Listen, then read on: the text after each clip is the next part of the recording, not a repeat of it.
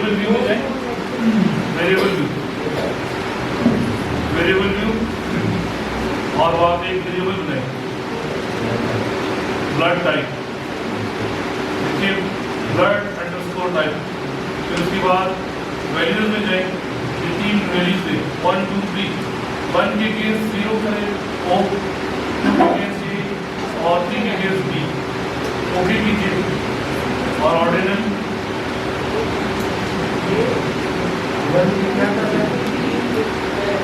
जी value में लिखना है 1 2 3, 1 में लिखना है O, 2 में लिखना है A, 3 में लिखना है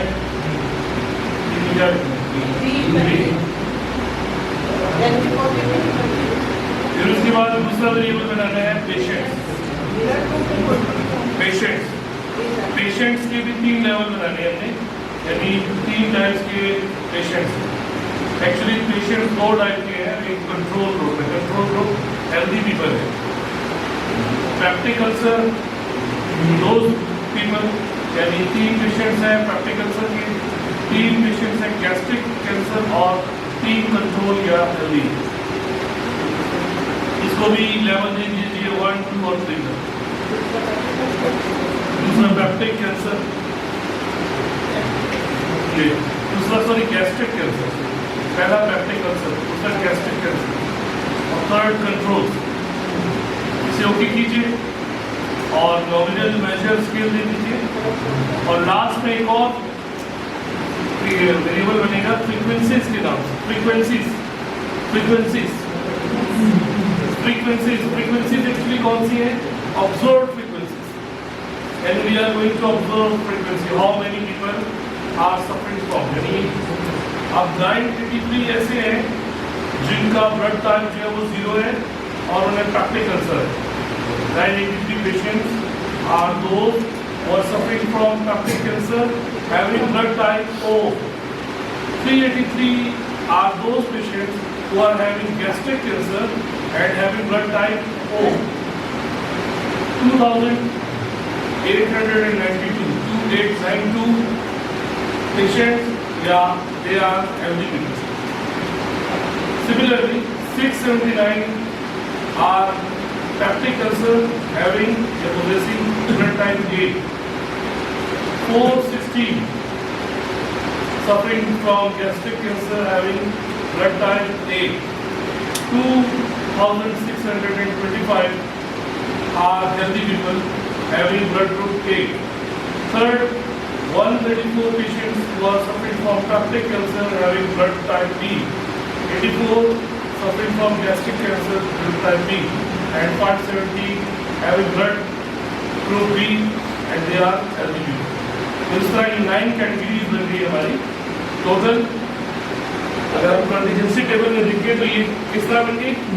3 इस तरफ जो है वो ब्लड टाइप्स आ गए और 3 इस तरफ डिजीज के लेवल आ गए। अब देयर हाइपोथेसिस क्या है? We want to see there is there a relationship exist between blood type and disease type among the patients. Is there a relationship exist? Is there an association exist between blood type and distribution of diseases among the human beings? Yeah, hypothesis. So for that hypothesis we have to run test of independence. अगर हम test of independence run करेंगे तो हमारा hypothesis होगा blood type and disease distribution are independent. Null hypothesis होगा blood type and disease distribution are independent. Alternative होगा blood type and disease distribution are independent. ठीक है? Independent means that there is no association between these two variables. Dependent means there is a significant relationship exists between these two variables. उसके लिए steps वही 5 करने, ठीक है? Manually run करेंगे। और अगर in case we run test of homogeneity, then null hypothesis will be variable 1 blood type and distribution of diseases are homogeneous. Variable 1 blood type and alternative blood type and distribution of disease are heterogeneous. यहाँ पर एक addition हो गई, वो है observed frequency, ठीक है? Clear? यानी इस तरह का टेबल बना, ये 3 into 3 टेबल बन गया, 3 into 3 टेबल। अब इसमें इस टेबल को थोड़ा सा और वजाहत से समझते हैं। अब प्रोबेबिलिटी हमने निकालनी है। फॉर एग्जांपल अगर आपको निकालनी है कि those people who are having blood group A and suffering from peptic ulcer, their frequency is 983, ठीक है? इसी तरह 383 वो लोग हैं जिन्हें गैस्ट्रिक कैंसर है और ब्लड ग्रुप ओ है। इंटरप्रेट कर सकते हो ना इसमें? अब जिन्हें पेप्टिक अल्सर है और ब्लड ग्रुप इतनी है, वो एक कॉलम में है, यानी वो ये कॉलम, और इस कॉलम का टोटल है 1796, ठीक है? It means that the people या patient who are suffering from peptic ulcer and having different blood groups, they are total 1796 out of 8766. Total sample size कितना है? 8766। 8766 में 1796 ऐसे लोग हैं जो कि पेप्टिक अल्सर के साथ यानी सफर कर रहे हैं।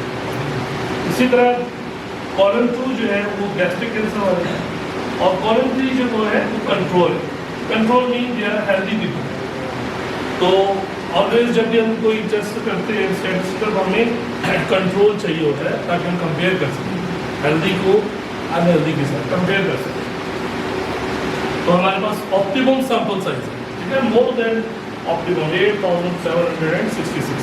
तो फ्रीक्वेंसीज हमने दे दी, तो इससे कौन साइज होते हैं। अब हमें स्टेप्स वही रन करने हैं 5। स्टेप 1 क्या है? Setting the hypothesis. Hypothesis set कर दी।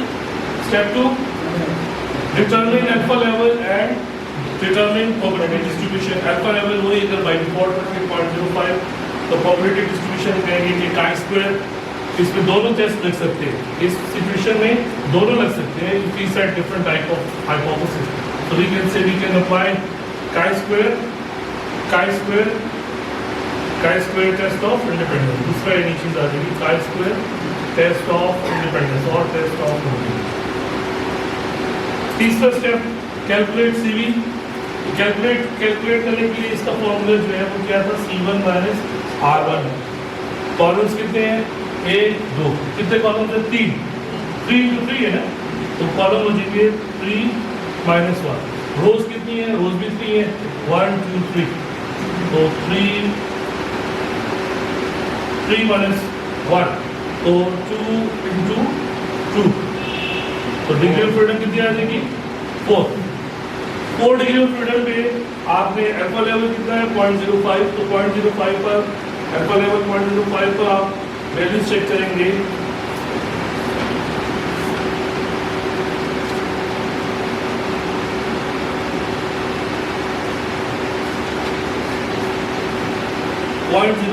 पर 4 डिग्री ऑफ फ्रीडम, तो 0.711 क्या आएगी? 0.711।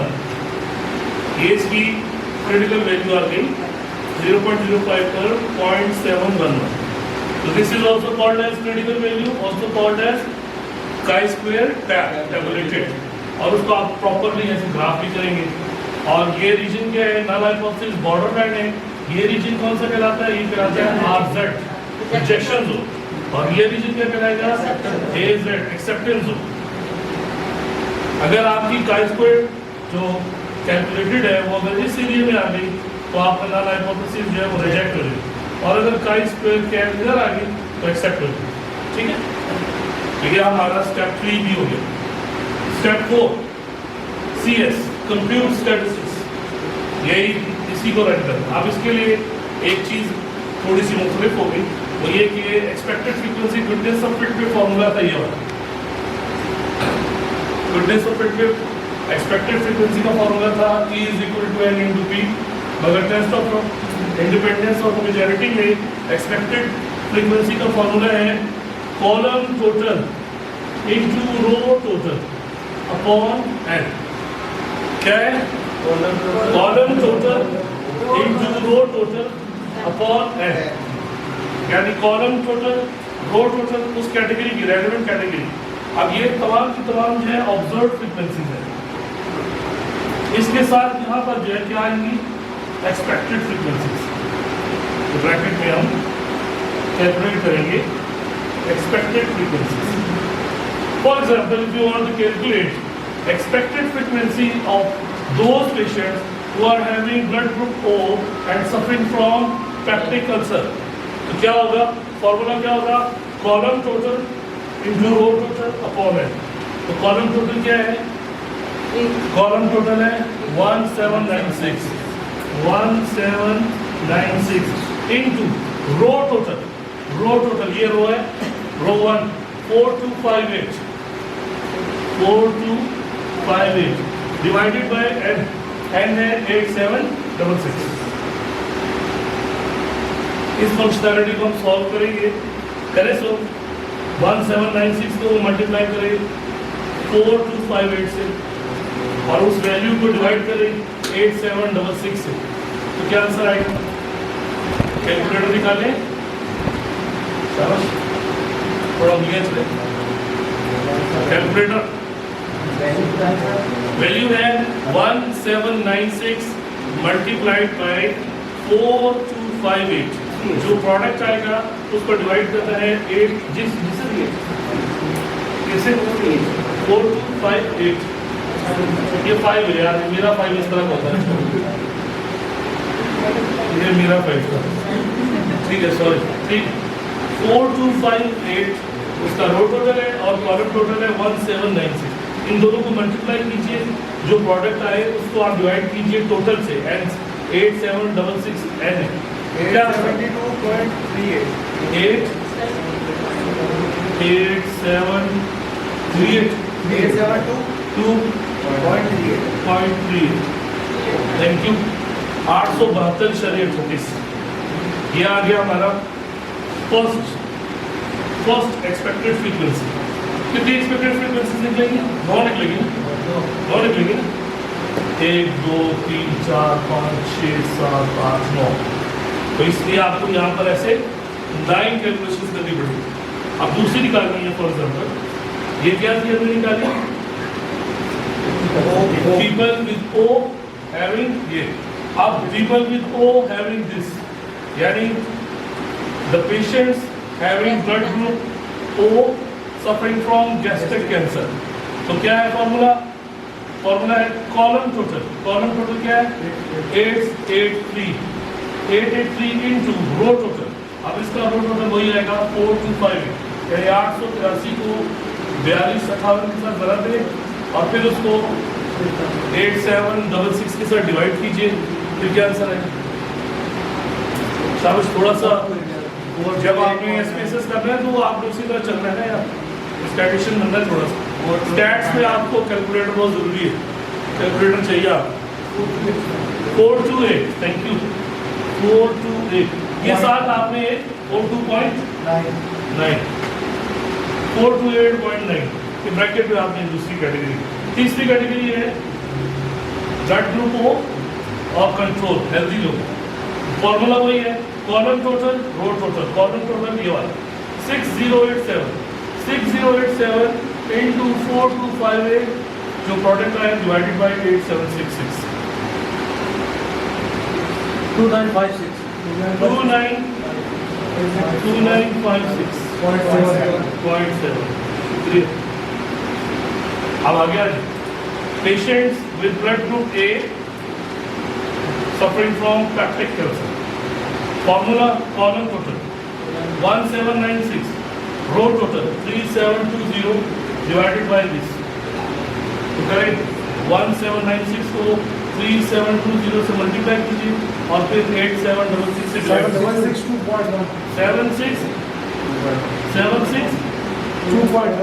2.1। Thank you. Next blood group A suffering from gastric cancer. तो कॉलम टोटल है 883, रो टोटल 3720, तो 883 को 3720 से कर दीजिए, 374.7। इसके बाद blood group A column total 6087 multiplied by 3720 divided by 8766, 2583,580. 2583 है ना, 0.1 चल। आज last blood group B suffering from peptic ulcer, column total 1796, row total 788, 1796 into 788 divided by 8766, 161. 161.4. Thank you. Column total 883, row total 788 divided by 876. People with blood group B suffering from gastric 79.37. 79.37. इसके बाद column total 6087, row total 788 divided by 8766, 547. 547.1. Thank you. अब ये observe frequencies हो गई और ये expected frequencies आ गई। तो ये हम इस तरह बाकायदा पूरा इस वर्कशीट करते हैं, वो बनाते हैं और इसको वहाँ पे टेबल में भी लिखते हैं इस तरह ब्रैकेट के साथ। ये हमारा कौन सा स्टेप चल रहा है? कंप्यूट स्टैटिस्टिक्स, स्टेप 4 चल रहा है। अब इसका एक पार्ट हो गया, यानी हमारे पास इसका क्या कौन सा पार्ट हो गया? ये वाले ऑब्जर्व फ्रीक्वेंसीज आ गई, एक्सपेक्टेड फ्रीक्वेंसीज आ गई। अब हमें और क्या करना है? अभी हमें ये करना है कि ओ में से ई को माइनस भी करना है और फिर उसको स्क्वायर भी करना है, फिर ई से डिवाइड करना है और फिर सबको जमा करना है। सही है? कैसे आपने करना है? ये एक्सपेक्टेड फ्रीक्वेंसीज है, तो इसको यानी ओ जो है इसका है 983 माइनस 872, जो आंसर आएगा उसको स्क्वायर कीजिए और फिर डिवाइड कीजिए इससे 872.38 से एक्सपेक्टेड फ्रीक्वेंसी। एक बार लिख देता हूँ इस तरह 983 यानी ये लास्ट स्टेप है minus 872.38 square divided by 872.38 plus next 383 minus 428.9 square divided by 428.9 plus 2892 minus 2937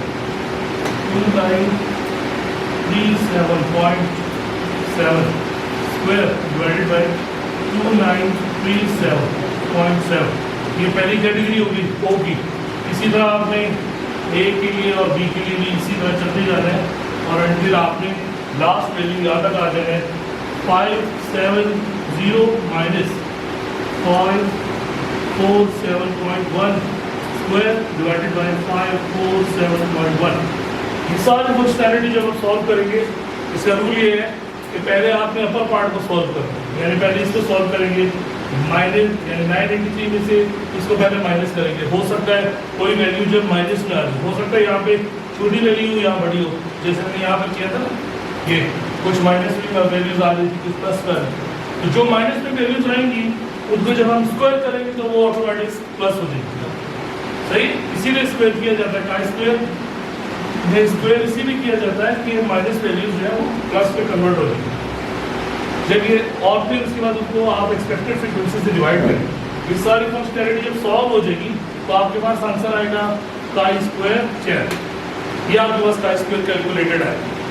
अब आपने इस का स्क्वायर कैलकुलेटेड को इस बॉक्स में लिखना है और फिर इसको उठा के आपने स्टेप 5 करना है। स्टेप 5 क्या है? Inform result, take decision and inform result. अब फैसला करना है किसके बारे में? किसके बारे में फैसला करना था? इसके बारे में, नल हाइपोथेसिस के बारे में। हमारा नल हाइपोथेसिस क्या था? हमारा नल हाइपोथेसिस था ब्लड ग्रुप इज इंडिपेंडेंट। जी। तो वो आप किस तरह फैसला करेंगे? अगर हमारी ये वैल्यू जो है इधर फॉल कर रही होगी तो हम इसको एक्सेप्ट कर लेंगे, अगर ये वैल्यू यहाँ फॉल कर रही होगी तो हम इसको रिजेक्ट करेंगे। ठीक है जी। अब ये है सारी कैलकुलेशन बोर्ड में। अब का स्क्वायर को करेंगे हम एसपीएसएस टेस्ट ऑफ इंडिपेंडेंस।